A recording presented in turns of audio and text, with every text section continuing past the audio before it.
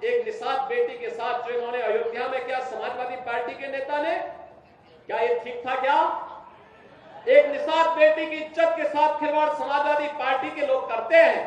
हमारा मंत्री डॉक्टर संजय निषाद वहां जाकर के उस बेटी की हालत देख करके रो पड़ा था और कह रहा था ये है निषादों के साथ समाजवादी पार्टी का कृत्य।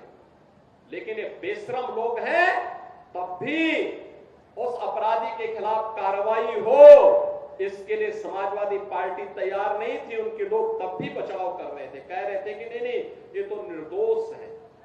अरे निर्दोष क्या है? सब कुछ तो उसका प्रमाणित हो चुका है और उसके बाद भी निर्दोष बोलते हैं उसको।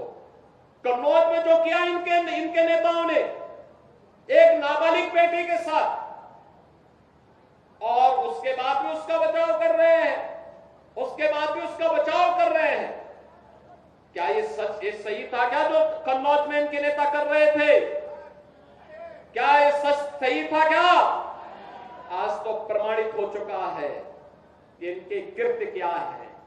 बहनों और भाइयों, यही समाजवादी पार्टी की वास्तविक पहचान है, क्योंकि ये लोग जब से सत्ता में आए थे लगातार यही काम करते थे। व्यापारियों को लूटते थे, बेटियों की इज्जत के साथ खिलवाड़ करते थे, गरीबों की जमीनों पर कब्जा करते थे, दबंगई के बल पर गरीबों की जमीनों को कब्जा करते थे। याद करिए, जब मार्च 17 में सरकार बनी थी और सरकार बनते ही मैंने कहा था अगर किसी भूमाफिया ने किसी गरीब की, किसी व्यापारी की, किसी सरकारी जमीन पर कब्जा कर रखा है तो 24 घंटे के अंदर खाली कर ले।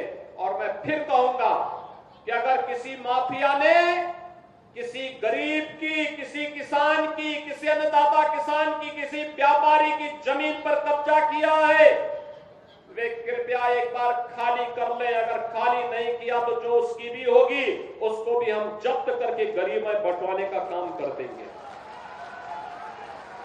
मैं फिर कहूंगा, ये माफियागिरी किसी भी स्थिति में नहीं चलने दी जाएगी। कानून का राज हो, सबको सुरक्षा मिलेगी, सबको योजनाओं का लाभ मिलेगा।